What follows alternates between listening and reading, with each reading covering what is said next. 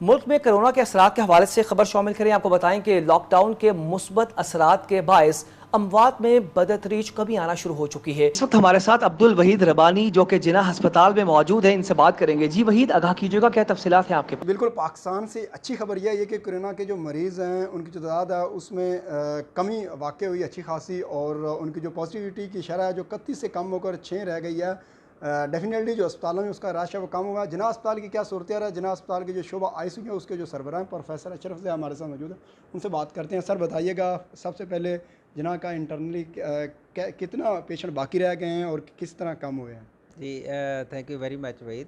अभी एक चीज़ जो है ना, बड़ी अच्छी एक जो खुशाइंद बात है कि जो नंबर ऑफ़ पेशेंट्स हैं वो कम हो गए हैं, काफ़ी हद तक कम हो गए हैं, और क्रिटिकल पेशेंट जो हमारे पास वेंटिलेटर पे थे उनकी तादाद भी कम हो गई है।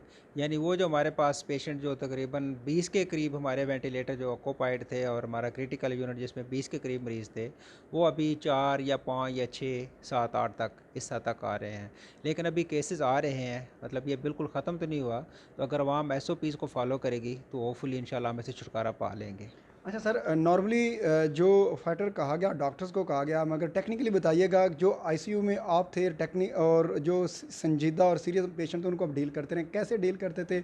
अपने आप को कैसे महफूज रखा? जिना अस्पताल समेत म्यू अस्पताल और दीगर अस्पतालों में कैसे पेशेंट को के साथ बिहेव किया गया, ट्रीट किया गया? जी, एक चीज़ जो बड़ी इम्पॉर्टेंट है यहाँ पे मैं वाज़ह करना चाहूँगा कि जितने ये पेशेंट क्रिटिकल थे जो कोविड के, वो फ्रंट लाइन पे जो डॉक्टर देख रहे थे वो एनेस्थीसिया की टीम थी।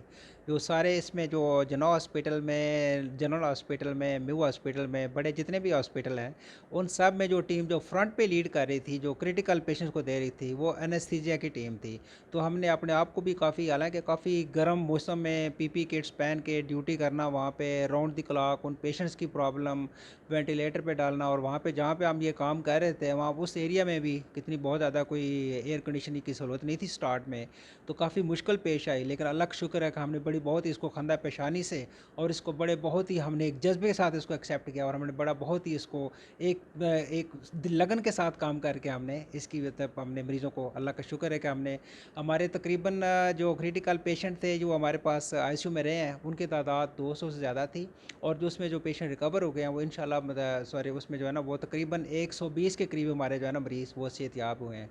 तो अल्लाह का बड़ा शुक्र है कि मेरी टीम ने बहुत ज़्यादा काम किया है, और बाकी दूसरे हॉस्पिटलों में भी एनेस्थीसिया की टीम ने बहुत ज़्यादा काम किया है। अच्छा सर, एक और जहलाना जो सोशल मीडिया पे पोस्ट चलती रही है, जो डॉक्टर टीका मार के मार दें, ये क्या था? इसमें क्या सच्चाई है? कैसे बात निकली, कैसे है, और आप टेंडेंट को कैसे समझाते थे? जी, ये बड़ा बहुत ही आपका ना बहुत ही इम्पोर्टेंट सवाल है, और इसका एक सबसे पहले मैं ये बताऊं कि इंजेक्शन था क्या। ये स्टार्ट में जब ये मर्ज़ आई तो एक इंजेक्शन जिसको टुसिलुज़मैब, जिसको एक्टेमरा के नाम से, जो जोड़ों के दर्द के लिए इस्तेमाल होता है, उसका एक इस्तेमाल, क्योंकि इसमें हर दवाई को तजर्बा किया गया कि नई बीमारी थी तो हर बीमारी का इस पर तजर्बा किया गया, तो वो दवाई भी इसमें इस्तेमाल की गई। अब उस टाइम हुआ यह कि उस इंजेक्शन के लिए इतनी ज़्यादा दौड़ लगी कि वो इंजेक्शन जो तकरीबन 60 या 70 हज़ार रुपये का था, वो 5 लाख का, 6 लाख का, मतलब जहाँ पे भी किसी का दाव लगा ना वहाँ पे ब्लैक में होना शुरू हो गया। तो अल्टीमेटली गवर्नमेंट को स्टेप लेना पड़ा कि गवर्नमेंट ने वो इंजेक्शन रोक दिए कि जी गवर्नमेंट के ज़रिए वो इंजेक्शन आएंगे, डायरेक्ट परचेज़ ना हो। अब वो इंजेक्शन, जो एक चीज़ जो यहाँ पे बहुत ज़रूरी है समझने के लिए, ये जो कोरोना के पेशेंट होते हैं ना, इनके लंग्स में प्रॉब्लम आ जाती है, इनके लंग्स टोटल ख़त्म हो जाते हैं, ऑक्सीजन की कमी हो जाती है ये पेशेंट। और दूसरा इसमें साथ जो एक और जो प्रॉब्लम होती है कि इसमें खून जो है वो उनकी नालियों में जम जाता है, जैसे फेफड़ों की नालियों में खून जम जाए। ये मरीज़ बातें करते करते टोटल कोई 10 से 15 मिनट में बिल्कुल कोलैप्स होकर इनकी डेथ हो जाती है। अब अगर उस टाइम वो एक्टेमरा इंजेक्शन जा रहा है या नहीं जा रहा, हम कोशिश करते थे कि पेशेंट ने बहुत ज़्यादा हमें इंसिस्ट किया है कि जी आप जो है एक्टेमरा इंजेक्शन लगाएं, यानी उसके लिए इतनी सिफारिशें, अप्रोच, और लोग प्राइवेट ढूंढ के लेके आते रहे। इंजेक्शन अगर शुरू हुआ है, पेशेंट के अटेंडेंट ने देखा है मरीज़ को कि जी पेशेंट तो बातें कर रहा है, अब उस टाइम गॉड फॉरबिड अगर थ्रोम्बो एम्बोलिज्म फिनोमेना हो गया, खून की नालियाँ जो हैं उसमें अगर खून का लोथड़ा जमा हो गया है, तो वो पेशेंट थोड़ी देर में ही कोलैप्स हो गया। अटेंडेंट को बताया कि पेशेंट आपका सीरियस हो गया है। तो शोर मच गया, ये कैसे जी, पेशेंट अभी तो ठीक ठाक बातें कर रहा था, तो अभी ये क्या हो गया इसको, तो फ़ौरन इसकी डेथ हो गई है। तो शायद ये इंजेक्शन लगा है जिसकी वजह से इसकी तो मरीज़ सर की। इस इंजेक्शन का सर्वाइवल रेट कितना था? इंजेक्शन का देखें, मैं एक चीज़ जो है ना यहाँ पे ये बताना ज़रूरी समझता हूँ कि इसमें सारी दवाइयाँ इस्तेमाल की गई हैं। इसमें प्लाज्मा भी ट्राई किया गया है, एक ये एक्टेमरा इंजेक्शन किया गया है, एक और रेमडेसिविर है जो एंटीवायरल ड्रग है वो इस्तेमाल की गई है। बाकी बहुत सारी एंटीबायोटिक्स ट्राई की गई हैं। तो चूँकि सारी दवाइयाँ इस्तेमाल हो रही थी, हम कुछ नहीं कह सकते कि इस इंजेक्शन का, अभी स्टडीज़ आ रही हैं, लिमिटेड डाटा है, हम इस पे स्टडी कर रहे हैं कि किन पेशेंट्स को ये इंजेक्शन लगा तो वो बच गए थे, किन को इंजेक्शन नहीं लगा तो वो फिर भी बच गए थे।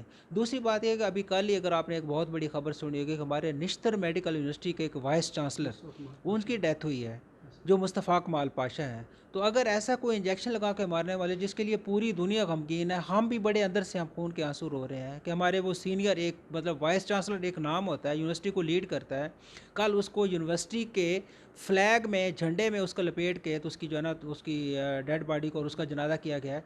तो इससे बढ़ के और क्या हो सकता है? हमारे कितने डॉक्टर, हाफिज़ मकसूद साहब हैं सर्सेस हॉस्पिटल में, मेरे साथ मेरे कुलीग थे।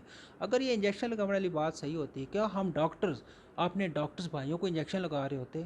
और मुझे जो बंदा ये कोई इस तरह की बात करता है, मैं कहता हूँ ये हमारे डॉक्टर्स, डॉक्टरों के बेटे, डॉक्टरों के भाई, उनकी डेथ हुई।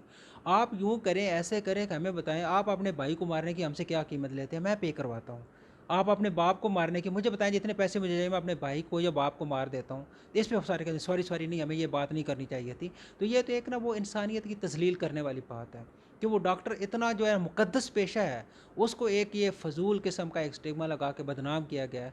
तो इसमें कोई ज़रा सारी भी हकीकत नहीं है, सारा सरासर झूठ और बदनाम करने की कोशिश की गई चलिए है। Thank you ji. Professor Ashraf Zia, इनका कहना था कि जो मरीज़ हैं उनकी जो रिश्वत वो भी कम हुई और इसके साथ साथ जो एक तरह की जहलाना बात और सोशल मीडिया पे चल रही थी उसकी इन्होंने मुकम्मल तौर पर तरदीद भी किया है और उसमें जो एक्चुअल बात क्या थी उसको भी वाज़ेह किया है। जी।